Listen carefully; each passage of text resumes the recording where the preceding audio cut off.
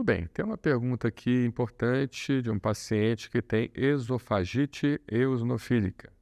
Então ele pergunta o seguinte: eu estava com suspeita, ou com suspeita, não tem, mas estava com suspeita, de esofagite eosinofílica com muita dor, engasgos e queimação ao deglutir. Mas na biópsia da endoscopia digestiva veio 30 a 40 linfócitos por campo. O que é isso? Olha, não dá para a gente descartar a possibilidade de você ter esofagite eosinofílica, tá bom?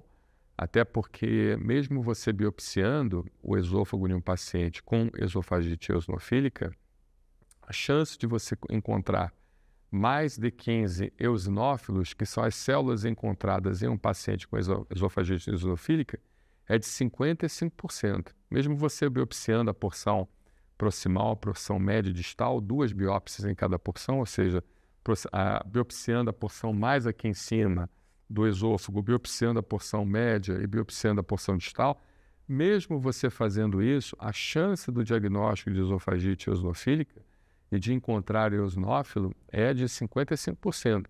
Ainda tem uma chance de 45% de não se fazer o diagnóstico. Você vê como é difícil, muitas das vezes, você conseguir o diagnóstico para pacientes que sofrem da alergia esofagite eosinofílica, né? É uma coisa muito complicada, muito complexa. Mas, assim, lógico que eu não quero falar isso em específico para você, tá bom? Você ainda vai receber o diagnóstico do seu médico. É muito importante que você passe essas informações. Mas pelo que você tem contado aqui para a gente, são 30 a 40 linfócitos por campo. Isso indica uma esofagite linfocítica.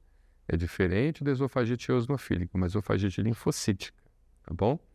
E essa esofagite causada por linfócitos e não por eosinófilos, ela precisa ser avaliada pelo médico e precisa logo se iniciar um tratamento para tirar esse processo inflamatório, tá bom? Muito obrigado pela sua pergunta.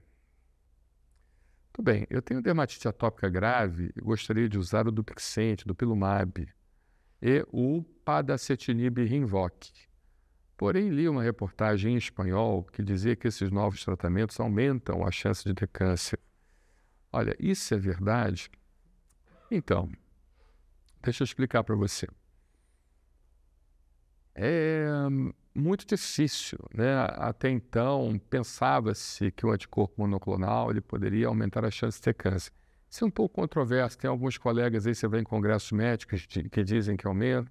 O anticorpo monoclonal pode aumentar, não a chance, mas pode aumentar a progressão do câncer enquanto você estiver fazendo tratamento e tal. Mas o que é consenso hoje é que a chance de desenvolvimento de câncer é muito pequena. Então, assim, ainda não se tem nada que mostre efetivamente que o anticorpo monoclonal diretamente pode aumentar câncer. Tem até um exemplo de um modelo de anticorpo monoclonal, o chamado adalimumab.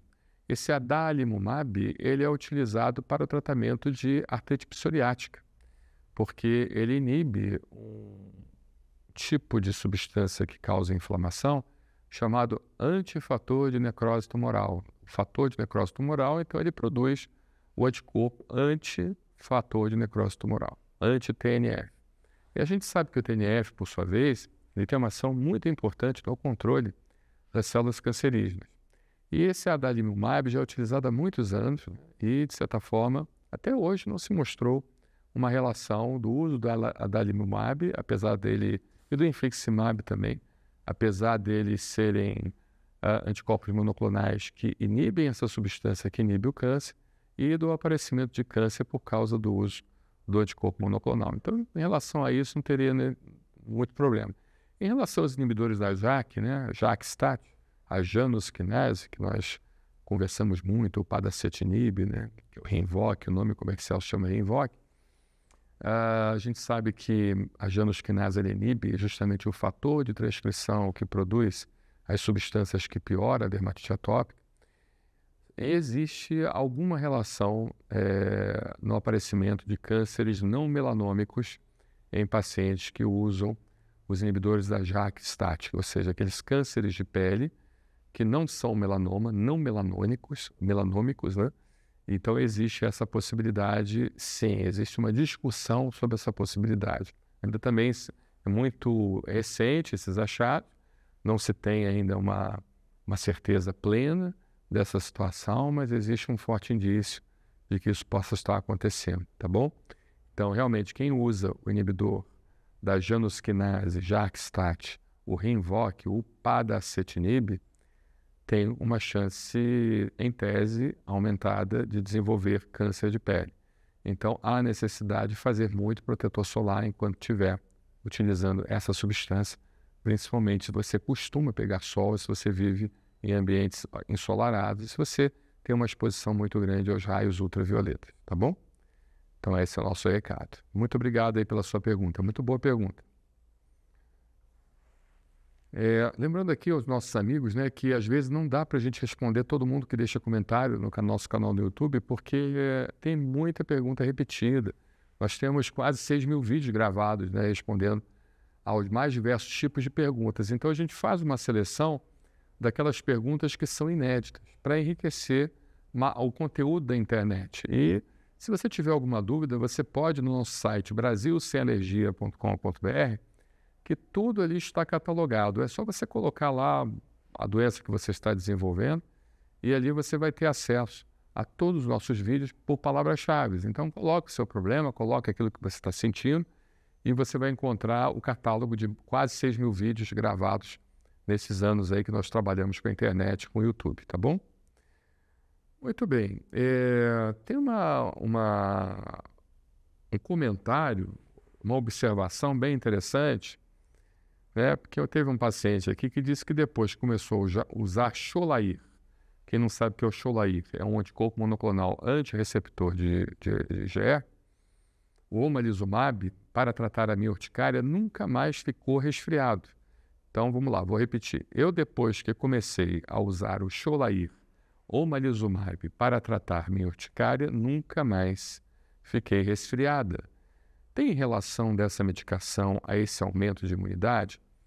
Sim, porque ele, por algum mecanismo ainda que a gente ainda não entende, ele aumenta a resposta viral, tá? Porque ele produz justamente o interferon gama, ele aumenta a produção de interferon gama e também a produção dos interferons 1, alfa e beta.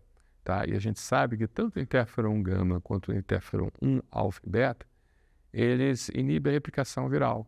E inibir a replicação viral fazem com que os vírus não consigam, então, se manifestar com tanta força.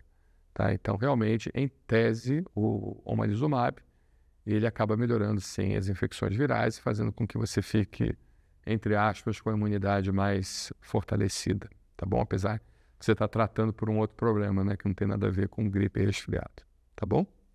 Muito obrigado pela sua pergunta. Então, tem uma outra pergunta em relação também ao Xolair, o omalizumab. A pessoa pergunta o seguinte: antes de iniciar o Xolair ou omalizumab, preciso fazer exame de tuberculose ou HIV? Não necessariamente, né? Assim, porque eu acredito que a grande confusão que há entre a população é que os anticorpos monoclonais eles diminuem a imunidade, ou seja, deixam as pessoas mais suscetíveis a infecções, até porque o que antecedia o anticorpo monoclonal, como no caso da dermatite atópica, era justamente a imunossupressão. Então, o paciente que fazia ciclosporina, por exemplo, para fazer uma imunossupressão contra o quadro de dermatite atópica, realmente esse paciente tinha uma chance de piorar da tuberculose. Se tivesse um HIV incubado no organismo, um HIV em latência no organismo, ele poderia ter um aparecimento precoce do HIV e até levar o paciente à morte. Então, realmente, no caso da imunossupressão para o tratamento da dermatite atópica ou até para o tratamento da urticária crônica de difícil controle, esses exames são necessários. Mas no caso do anticorpo monoclonal, não há uma necessidade grande de se fazer, até porque o anticorpo monoclonal ele não imunossuprime, ele imunomodula, é diferente. Ele faz uma modulação do sistema imunológico, e até como nós vimos aí na resposta anterior de um paciente que fez a pergunta, é uma pergunta comentário, né, relato, dizendo que quando começou a utilizar o omalizumab e o Xolair, ele não desenvolveu mais gripes e resfriados. Ele ficou sem gripes e resfriados. Nós explicamos justamente porque o omalizumab, ainda por um mecanismo que a gente não entende, ele aumenta o interferon gama e aumenta também os interferons 1, alfa e beta. E a gente sabe que os interferons eles têm uma ação, inclusive, de diminuição da replicação viral e de aumento de atividade linfocitária, linfócito TCD8 e produção também de anticorpos bloqueadores, anticorpos neutralizantes, né, da classe IgG. Então é algo interessante isso, é algo interessante, tá? A gente observar essa situação e não ficar preocupado com o anticorpo monoclonal, que o anticorpo monoclonal vai piorar, que vai deixar a imunidade mais fraca. Não. Em tese, o anticorpo monoclonal, inclusive, até melhora a imunidade dos pacientes que estão fazendo o seu uso, tá bom? Muito obrigado pela sua pergunta.